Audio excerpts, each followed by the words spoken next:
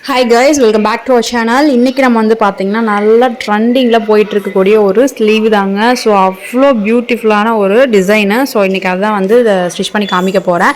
இது வந்து பார்த்தோன்னா நான் வியர் பண்ணுறதுக்காக ப்ளவுஸ்க்காக நான் ஸ்டிச் பண்ணலைங்க. உங்களுக்கு எப்படி ஸ்டிச் பண்ணுறது அப்படின்னு சொல்லி தான் காமிக்க போகிறோம். ஸோ அதனால் வந்து பார்த்திங்க அப்படின்னா நான் ஒரு லைனிங் கிளாத் வந்து பார்த்தோன்னா ஒரு சின்ன ஸ்லீவ் வந்து குட்டீஸுக்கு ஏற்ற மாதிரி நான் வந்து ஒரு மாடல் கட் பண்ணி வச்சுருக்கேன்.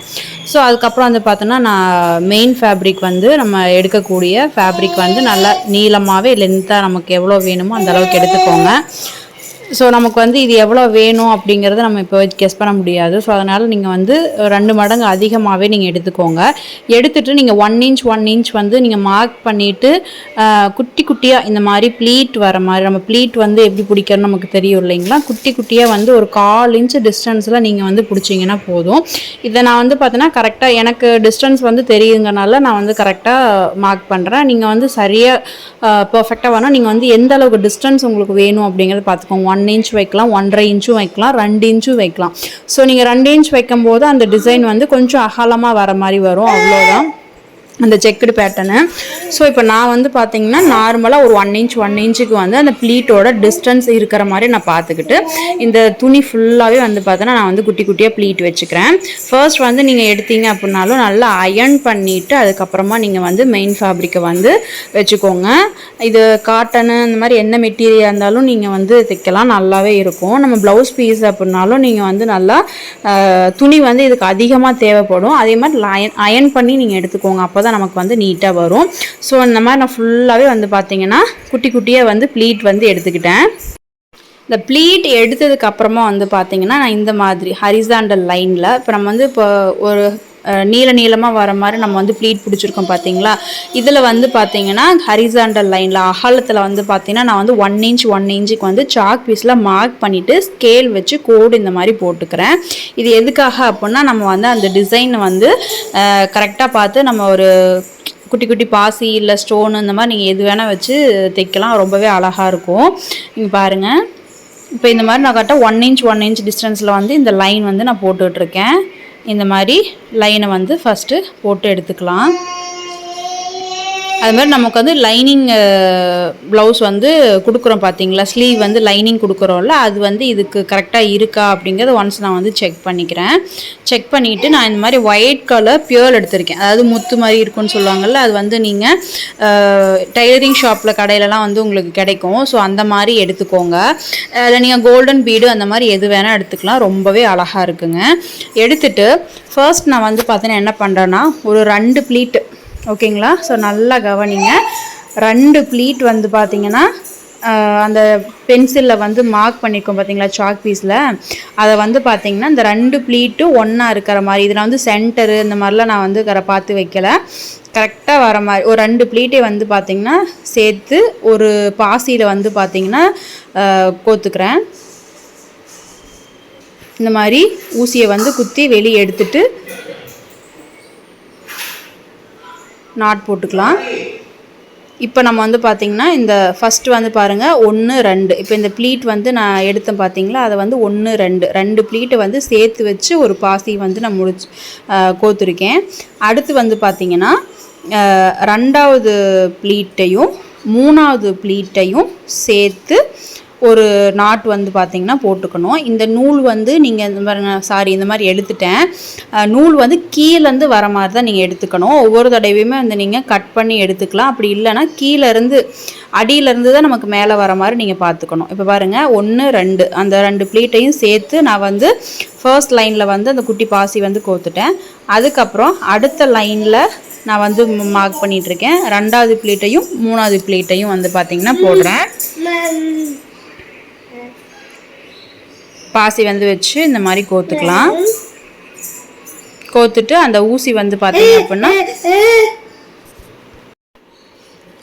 அந்த நூல் வந்து சிக்கு விழுந்துடாமல் நீங்கள் வந்து எடுக்கணும். கரெக்டாக கீழே நூல் வந்து பார்த்திங்கன்னா அந்த மாதிரி வச்சுக்கோங்க. அடியிலேருந்து ஸ்டார்ட் பண்ணணும். இப்போ பாருங்கள், ஃபஸ்ட்டு வந்து 1 2 சேர்த்தோம்.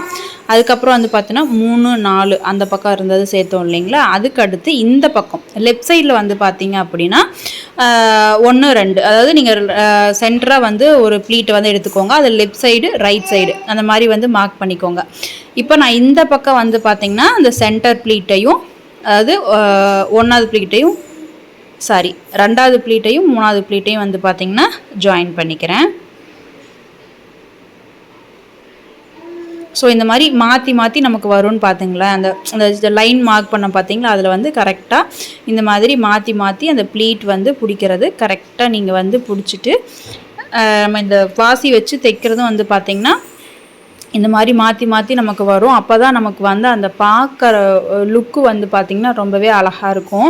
ஸோ அது இந்த பாசி, இந்த முத்து, கோல்டன் கலர் பீட்ஸு இதெல்லாம் நம்ம வச்சு தைக்கும்போது இன்னுமே வந்து பார்த்திங்கன்னா ரொம்பவே அழகாக இருக்குங்க நமக்கு பார்க்குறதுக்கு. இப்போ நம்ம ஃபஸ்ட்டு ஒரு இது பண்ண பார்த்திங்களா 1 2 அந்த 2 ப்ளீட்டை நம்ம வந்து போட்டோம் பார்த்திங்களா. இப்போ அந்த மாதிரி தான் ஃபஸ்ட்டு ப்ளீட்டையும் 2வது ப்ளீட்டையும் வந்து சேர்த்து நம்ம பார்த்துட்ருக்கோம். ஃபஸ்ட்டு பாசி கோத்தமில்ல அந்த மாதிரி இதில் வந்திருக்கு பாருங்கள். அடுத்தது வந்து 3வது ப்ளீட்டும் 4வது ப்ளீட்டும் செய்கிற மாதிரி, சாரி 2வது ப்ளீட்டையும் 3வது ப்ளீட்லேயும் வந்து பார்த்திங்கன்னா எடுக்கணும். இந்த மாதிரி, அதாவது அப் அண்ட் டவுன் மேலே இருக்கிற மாதிரி நமக்கு நீங்கள் இப்போ நான் போடும்போது நீங்கள் உங்களுக்கு கன்ஃபியூஸ் ஆகிற மாதிரி இருந்தாலும் நீங்கள் தைக்க ஆரம்பித்ததுக்கப்புறம் வந்து பார்த்திங்கன்னா ஒன்று மேலே அதுக்கு அடுத்து அந்த ப்ளீட்டை வந்து பிடிக்கும்போது அடுத்தடுத்த ப்ளீட்டை நீங்கள் வந்து கொடுக்கும்போது உங்களுக்கு ஈஸியாகவே வந்து புரிஞ்சிடும். நமக்கு வந்து பார்த்திங்கன்னா அந்த ஒரு ட்ரையாங்கிள் இல்லை, அந்த 4 ஷேப் கார்னரில் வரும் பார்த்திங்களா, அந்த மாதிரி ஒரு டைமண்ட் அந்த மாதிரி ஒரு ஷேப்பில் வந்து நமக்கு வந்து கிடைக்கும் அந்த ஒரு ஃபினிஷிங். இதே மாதிரியே தான் மற்றது எல்லாமே வந்து ஸ்டிச் பண்ண போகிறோம். இது நான் வந்து இப்போ சென்டர் அப்படின்னு சொல்லி மார்க் பண்ணி எதுவுமே பண்ணல. ஒரு 2 ப்ளீட்டை வந்து ஃபஸ்ட்டு பிடிச்சி ஒரு பீடு வச்சு தைச்சிட்டு அதை அப்படியே வந்து பார்த்திங்கன்னா 1 2ன்னு சொல்லி அந்த 2 ப்ளீட்டை பிடிச்சிட்டோம். அதுக்கப்புறம் வந்து இந்த பக்கம் லெஃப்ட் சைடு வந்து பார்த்தீங்கன்னா அந்த 2 3வது அந்த ப்ளீட்டையும் பிடிச்சிக்கணும். அந்த ரைட் சைடு வந்து 2 3 அந்த ப்ளீட்டையும் வந்து பார்த்திங்கன்னா பிடிச்சிக்கணும். இந்த மாதிரி வந்து பார்த்திங்கன்னா அப்படியே ஃபுல்லாகவே வந்து இந்த ப்ளவுஸ் ஃபுல்லாக நம்ம வந்து கொடுத்து பீட் ஒர்க் வந்து நம்ம பண்ண போகிறோம்.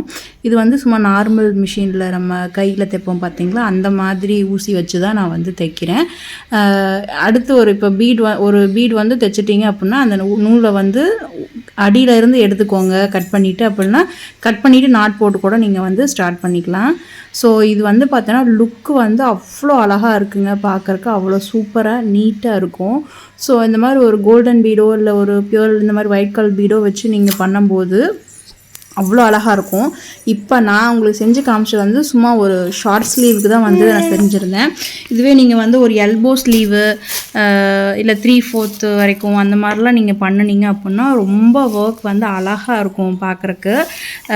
நீங்கள் எல்போ ஸ்லீவ் வரைக்கும் நீங்கள் இதில் வந்து இந்த டிசைன் வந்து நீங்கள் ட்ரை பண்ணிங்க அப்படின்னா அவ்வளோ அழகாக இருக்கும். கண்டிப்பாக ட்ரை பண்ணி பாருங்கள். ரொம்பவே வந்து சிம்பிள் ஈஸி மெத்தட் தான். ஸோ இதே மாதிரி தான் நம்ம வந்து பார்த்திங்கன்னா இது ஃபுல்லாகவே வந்து நம்ம தைக்க போகிறோம். ஸோ இப்போ இந்த ஒரு இது வந்து முடிச்சிருக்கேன், சென்டரில் இது வந்து முடிச்சிருக்கேன். நம்ம நெக்ஸ்ட் வந்து ஸ்டார்ட் பண்ணுறது இந்த 2 ப்ளீட்டையும் மாற்றி மாற்றி நம்ம வந்து பார்த்திங்கன்னா தைக்கணும். அதுக்கு தான் நம்ம வந்து இந்த சாக் பீஸில் ஹரிசாண்டல் லைனில் வந்து லைன் போட்டிருக்கோம். மேக்ஸிமம் நீங்கள் வந்து அந்த பீடு தைக்கும்போது சேம் அந்த என்ன கிளாத் வச்சுருக்கீங்களோ அதே கிளாத் வந்து நூலை ட்ரை பண்ணுங்கள். அப்போ தான் நமக்கு வந்து வெளியே தெரியாது. பாருங்கள், நான் முடிச்சு போட்டுட்டு இந்த மாதிரி எடுத்துட்டேன். இப்போ வந்து நமக்கு சென்டர் பாட் வந்து இப்படி ரெடி ஆகிடுச்சு. ஸோ இதை பேஸ் பண்ணி அப்படியே நம்ம வந்து பார்த்திங்கன்னா 1 by 1 நம்ம வந்து அப்படியே வந்து கண்டினியூவாக தைக்க போகிறோம். ஸோ ஒரு ப்ளீட் வந்து 2 சேர்த்து ஒரு ப்ளீட் பிடிச்சிருக்கோன்னா அடுத்த பீடு வைக்கும்போது அந்த 2 சேர்த்ததில் ஒரு ப்ளீட்டும் தனியாக இருக்கக்கூடிய ஒரு ப்ளீட்டையும் வந்து இப்படியே கண்டினியூ பண்ணி நீங்கள் வந்து ஃபர்ஸ்ட்டு ஸ்டார்ட் பண்ணிட்டீங்கன்னா உங்களுக்கு வந்து அது அப்படியே கண்டினியூவாக வந்துடும். ஃபஸ்ட்டு நம்ம பார்க்கும்போது தான் நமக்கு வந்து அப்படி இருக்கும். ஸோ இதே மாதிரி தான் இது ஃபுல்லாகவே வந்து நம்ம தைச்சி எடுக்க போகிறோம். பாருங்கள். இப்போ நான் அடுத்து வந்து ஃபஸ்ட்டு நம்ம ஸ்டார்ட் பண்ணும்போது 1 2 அந்த 2 ப்ளீட் நம்ம சேர்த்து இப்போ தைச்சோம் பார்த்தீங்களா ஃபஸ்ட்டு பீடு. இப்போ நான் பண்ணுறது வந்து பார்த்திங்கன்னா 3 4 அந்த மாதிரி பீடு வந்து நம்ம பிடிச்சி தைக்க போகிறோம். ஸோ ஃபைனலாக வந்து பார்த்தோன்னா இந்த மாதிரி தான் நமக்கு வருங்க. லுக்கு வந்து அவ்வளோ அழகாக கிடைக்கும். ஸோ ஒரு நல்ல ஒரு டிசைனாக அவ்வளோ அழகாக இருக்குது நமக்கு நீட்டாக. அந்த பியூர் வச்சதுக்கு எதுக்கும் அவ்வளோ அழகாக இருக்கும். நான் வந்து இப்போ சும்மா ஒரு ஷார்ட்டாக வந்து ஒரு ஸ்லீவில் வந்து உங்களுக்கு பண்ணி காமிச்சிருக்கேன். ஸோ அது நீங்கள் வந்து உங்களோட ப்ளவுஸ் பேட்டர்னில் ட்ரை பண்ணி பாருங்கள். எப்படி வந்திருக்கு அப்படிங்கிறத கமெண்டில் சொல்லுங்கள். ரொம்பவே அழகாக இருக்குங்க பார்க்குறக்கு. இப்போ இதை வந்து பார்த்திங்கன்னா தைச்சி முடிச்சதுக்கப்புறம் மெயின் ஃபேப்ரிக்கில் நம்ம வந்து செஞ்சு முடிச்சதுக்கப்புறமா வந்து பார்த்திங்கன்னா லைனிங் வந்து பார்த்திங்கன்னா மேலே வச்சு நான் வந்து அடிப்பக்கத்துலேருந்து வந்து பார்த்தோன்னா அந்த எட்ஜை வந்து திருப்பி அடிச்சுக்கலாம். இப்போ இதுக்கு மேலே வந்து பார்த்தோன்னா இந்த லைனிங் துணியை வச்சுட்டு கரெக்டாக அந்த பாசி மேலே வந்து படாத மாதிரி பார்த்துக்கோங்க. பார்த்துட்டு நம்ம அந்த எட்ஜை வந்து பார்த்திங்கன்னா அடித்து திருப்பிக்கலாம். திருப்பிட்டு அந்த ஸ்லீவ் ஃபுல்லாகவே வந்து பார்த்தோன்னா அந்த லைனிங் கிளாத் மேலே கரெக்டாக நம்ம வந்து தையல் போட்டுக்கலாம். ஆனால் போடும்போது கரெக்டாக அந்த பாசி மேலே ஊசி பற்றாமல் பார்த்துக்கோங்க. ஏன்னா அது பட்டுச்சுன்னா நீடில் வந்து உடையறக்கு வாய்ப்பு இருக்குது. ஸோ அதனால் கேர்ஃபுல்லாக வந்து பார்த்திங்கன்னா பண்ணுங்கள். இடையில பாசி வர மாதிரி இருந்துச்சு அப்படின்னா அதை கொஞ்சம் வந்து முன்ன பின்ன அட்ஜஸ்ட் பண்ணிக்கிட்டு நீங்கள் வந்து பார்த்திங்கன்னா கரெக்டாக தையல் வந்து போட்டுக்கோங்க லைனிங் கிளாத் மேலே. ஸோ லாஸ்ட்டாக ஃபைனலாக ஃபினிஷிங் வந்து இப்படி தாங்க இருக்குது. ரொம்பவே அழகாக இருக்குங்க பார்க்குறக்கு. கண்டிப்பாக இந்த டிசைனை நீங்களும் ட்ரை பண்ணி பாருங்கள். மறக்காமல் சப்ஸ்கிரைப் பண்ணிக்கோங்க. நெக்ஸ்ட் ஒரு சூப்பரான வீடியோவில் பார்க்கலாம்.